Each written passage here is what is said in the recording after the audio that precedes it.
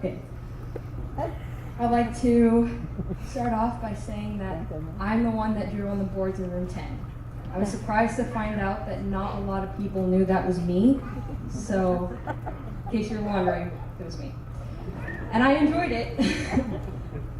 Now, I want to thank my mom and my dad, the rest of my family, and all my friends, and all the FCHS faculty and staff for their love, support, and gracious patience whenever it came to me these past 4 years. I have always loved to debate about politics, and when provoked, I would vigorously articulate my opinions. In this school, we had the perfect closed environment to do this. Nevertheless, those days are over because we find ourselves being thrust out into a new world that thinks itself too large to listen. Still, the days before us look prosperous and promising. We will still need words of wisdom in our lives. I would like to share 3 of them that I personally have taken to heart. First, many of us have heard of the famous artist Michelangelo, who painted the walls and ceilings of the Vatican. And he at one point said, "The greater danger for most of us lies not in setting our aims too high and falling short, but in setting our aim too low and achieving our mark."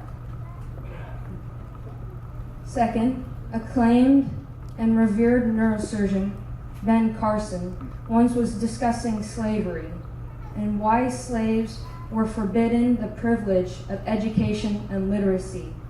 And he said that reading and education are in fact liberation. And furthermore added that young people today who are not availing themselves at the educational opportunities available to them are intentionally enslaving themselves. Wow, right? And lastly, one of England's greatest prime ministers, Winston Churchill, once said, "You have enemies? Good. That means you have stood up for something sometime in your life."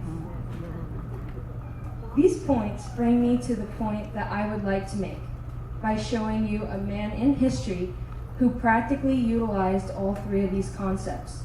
Many of you who know me know that I find inspiration from some of the most controversial historical figures, one of them being the late former General and President Andrew Jackson. The man rose from nothing to become educated and a world changer. He was imprisoned by the British and lost most of his family in the days of his childhood.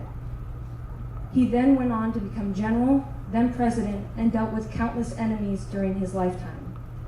In fact, during his presidency, he attacked his would-be assassin right after the attempt on his life. He was stubborn and headstrong, but it is said that he only ever listened to one voice out of the many that were telling him what to do. And that voice was God's. Andrew Jackson once stated that God knows what to give, what to withhold. Let's not murmur against him. So in this new chapter of our lives, I certainly hope that we will defy expectations, overcome adversities, stay educated, and certainly make plenty of enemies. In the right sense of the word, of course. Let us have the same faith and conviction that Andrew Jackson had and listen primarily to God and his directions. Let us accept God's plans for us and take the coming years and hardships in stride. As I am concluding, I hope we all remember Proverbs 12:24, which says, "The hand of the diligent shall bear rule, but the slothful shall be under tribute." Winston Churchill once said, "Now this is not the end. It is not even the beginning of the end, but it is perhaps the end of the beginning."